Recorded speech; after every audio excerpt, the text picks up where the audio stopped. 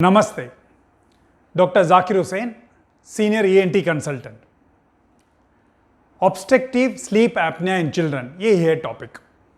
मतलब बच्चे जब सोते हैं, सोने के टाइम में उनका सांस रुक जाता है।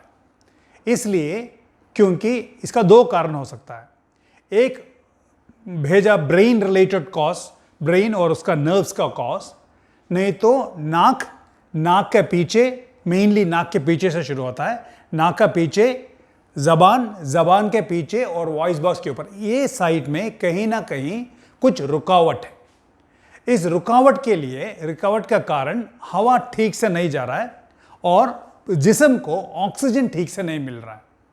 तो क्या हो रहा है कि जिस्म का हर सेल और mainly brain, heart, lungs and related organs के लिए ठीक से ऑक्सीजन नहीं मिलता, तो ऑर्गन्स ठीक से काम नहीं करता।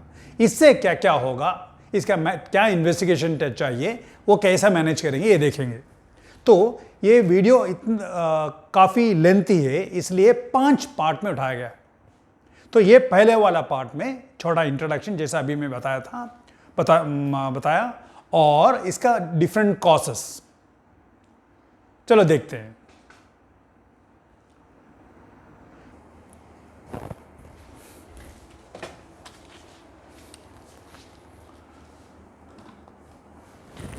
तो ब्लॉकेज अगर जो ऑब्स्ट्रक्टिव कॉज है तो नाक के पीछे से, मेनली नाक का रीजन भी हो सकता है। अगर जो नाक का रीजन है, इसके साथ में ये भी है, तो बढ़ जाएगा।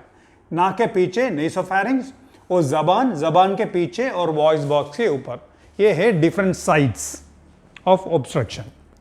और अभी ये टॉपिक स्टार्ट करने के पहले आपको 2 इंपॉर्टेंट टर्मिनोलॉजी और नहीं तो वर्ड समझना है।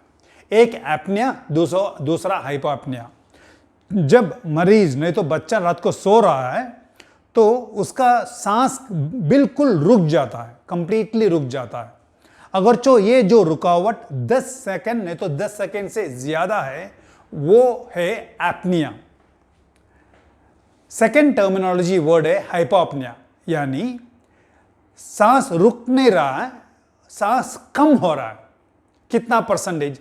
30% कम हो रहा है। और जब भी 30% कम हो रहा है, उसका ड्यूरेशन जो है 10 सेकंड से ज्यादा। तो ये जो टर्मिनोलॉजी, जो वर्ड्स का कैलकुलेशन मिल गया टेस्ट करने के बाद, एपनिया हाइपोएपनिया, इससे हम हाइपोएपनिया इंडेक्स बोल के एक फॉर्मूला करके उसमें से वैल्यू निकालते हैं। इस वैल्यू से हमें पता चलता है कि बच्चा, उसका सीवियरिटी जो है वो माइल्ड है, मॉडरेट हो, सीवियर हो। माइल्ड यानी कि सोने के टाइम में 1 घंटा में 1 से 4 बार सांस कंप्लीटली रुक जाता है और हर बार 10 सेकंड से ज्यादा। मॉडरेट 5 से 10 सेकंड तक 1 घंटा में। सीवियर 10 बार रुकता है 1 आवर में। अगर मैं ये बुजुर्ग लोग से, बड़े अडल्ट लोग से कंपेयर करूंगा तो उनका डिफरेंट है। माइल्ड 5 to 15, मतलब 5 से 15 तक। 15 मतलब 1 घंटा में 15 बार रुक जाता है, एक बारी 10 सेकंड से ज्यादा। सिर्फ मॉडरेट है पर सीवियर है। सीवियर मतलब 30 से ज्यादा 1 घंटा में। तो बच्चों के देखेंगे तो 10 से ज्यादा प्रॉब्लम सीवियर है, और बच्चों के देखेंगे तो 5 से ज्यादा सीवियर है। ये है डिफरेंट। मतलब बच्चों में सिर्फ 10 से सीवियरिटी है, और माइल्ड मतलब 1-2 बार भी रुक गया 1 घंटा में, मतलब सीवियर है। अभी इसका 2 टाइप स्लीप एपनिया है। कॉज, सेंट्रल क्रॉस, ब्रेन और brain related structures, and obstructive cross, जैसे मैंने बताया था, कहीं ना कहीं रुकावट है हवा का। तो जब भी ये स्लीप रिलेटेड प्रॉब्लम है तो बच्चा का सीवियरिटी स्टेज बाय स्टेज जाते हैं। तो पहले सिर्फ स्नोरिंग होता है, बच्चा सोने के टाइम में आवाज करेगा, सोने के टाइम में उसको स्लीप डिस्टर्बेंस नहीं रहेगा और जिस्म में ऑक्सीजन का लेवल नॉर्मल रहेगा। अगर ये स्टेज ट्रीट नहीं किया गया तो ये बढ़ के नेक्स्ट स्टेज पे चला जाएगा। ये स्टेज में स्नोरिंग भी रहेगा, सोने के टाइम में आवाज करेगा, साथ साथ में सोने के टाइम में हिलता रहेगा, और उसका पोजीशन एक पोजीशन नहीं रहेगा, और अबनॉर्मल पोजीशन रहेगा, जैसे कि गला एक्सटेंड करके जिस पोजीशन में उसको नॉर्मल ऑक्सीजन मिलेगा उस पोजीशन में वो सोएगा, और फिर भी उसका जिस्म में ऑक्सीजन लेवल नॉर्मल रहेगा। ये सेकेंड स्टेज है अपर एयरवे रेसिस्टेंस सिंड्रोम।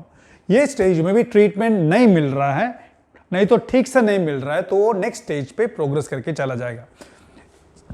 ये स्टेज जो स्लीप एपनिया है, ये स्टेज में उसका स्नोरिंग रहेगा, आवाज करेगा सोने के टाइम में, और डिस्टर्ब स्लीप रहेगा, सांस में रुकावट रहेगा।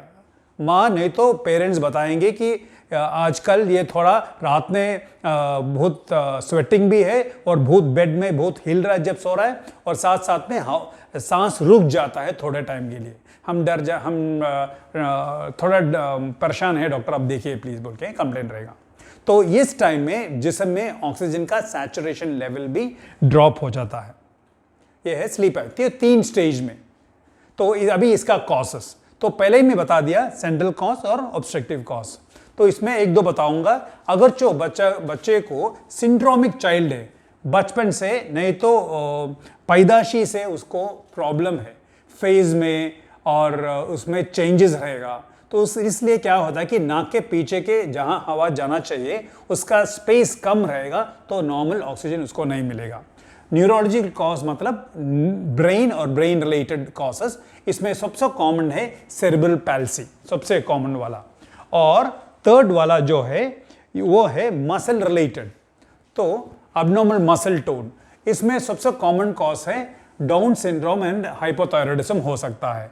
फोर्थ वाला अपर एयरवे, जो मैंने बताया था, नाक के पीछे, जबान के पीछे और वॉइस बॉक्स के ऊपर, वहाँ कहीं भी ठीक से खुल नहीं रहा है। उसका रीज़न वेट ज़्यादा हो सकता है, नाक के पीछे एलर्जी ज़्यादा हो सकता है, और नहीं तो जबान बड़ा है, ऐसा कॉजेस है।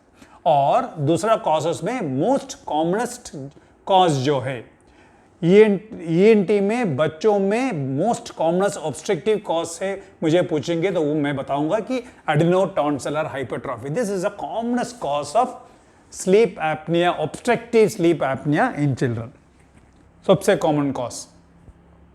तो ये मैं बताएं, तो एडिनोटॉन्सिलर हाइपरट्रॉफी, एडिनॉइड मतलब नाक के पीछे ये जो येलो करके मैंने मार्क किया है, ये है एडिनॉइड, ये एक लिम्फॉइड टिश्यू है। तो ये बढ़ के कंप्लीटली एयरवे ब्लॉक करने का चांसेस है, और साथ साथ में टॉन्सिल्स जो है, ये जो टॉन्सिल है बड़ा होके आपस में टच करने का भी चांसेस है, तो कंप्लीटली एयरवे को ब्लॉक कर देगा। यूजुअली ये दोनों मिला के होता है यूजुअली, तो इसलिए मैंने एडिनोटॉन्सिलर हाइपरट्रॉफी करके लिखा है। तो फर्स्ट पार्ट वीडियो में मैंने स्लीप एपनिया के बारे में छोटा इंट्रोडक्शन और कॉमन कॉज बता दिया। मैंने कॉमन कॉज बता दिया जो है एडिनोटॉन्सिलर हाइपरट्रॉफी। आप सेकेंड पार्ट वीडियो देखिए, इसमें बच्चों में क्या क्या कंप्लेंट्स रहता है जो जब हम एग्जामिन करते हैं, पॉजिटिव फाइंडिंग्स क्या क्या रहेगा, मैं आपको ये बताऊंगा। नमस्ते।